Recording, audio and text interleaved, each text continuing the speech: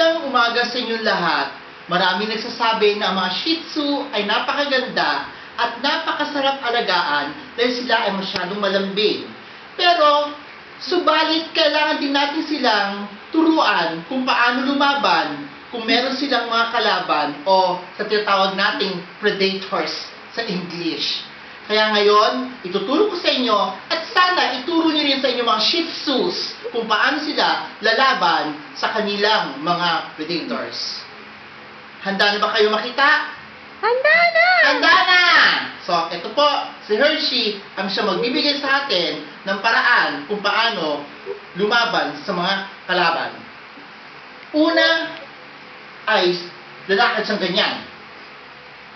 Tapos, sa kanyang paglalakad, may makikita siya. At pag may nakita siya, makikita niya yung kanyang kalaban. At ang kanyang kalaban, makikita niya face to face. Tapos ngayon, makikita niya face to face. Yan. Titingin siya. Titignan niya, iirapan niya ang kanyang kalaban. Pagkatapos niyan, biglang aakap ang kalaban sa kanya. Hindi siya makakakilos. Yan. Ngayon, pag hindi siya makakilos, bigla niyang a-attack niyan. Tapos na-attack niya, ina-attack niya. Tapos ito na ang tuluyang pagtutuos.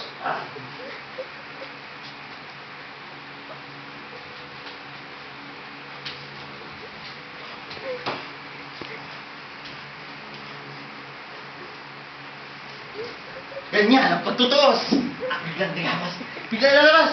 Bigla siyang magagalit. Tapos, lalabas. Double na lang ka!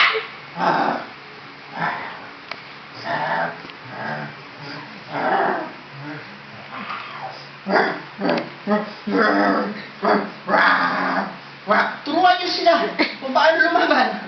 Yan tinatawag na, Tidris! Tidris!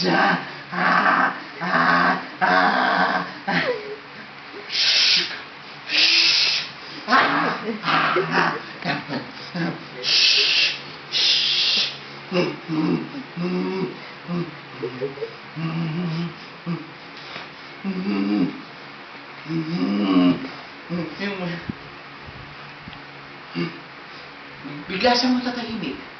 Aamoy-amoyin niya ang kanyang kalaban. At bigla na lang, magagalit na kayo kanan! Hindi siya makakilos. So dapat turuan niyo siya kung paano kumilos. Ganyan.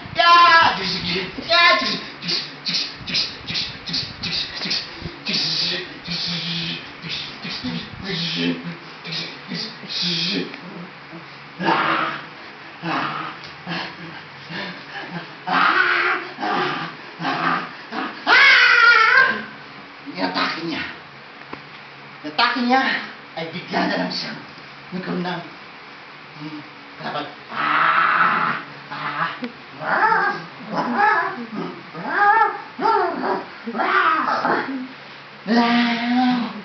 galit agad siya.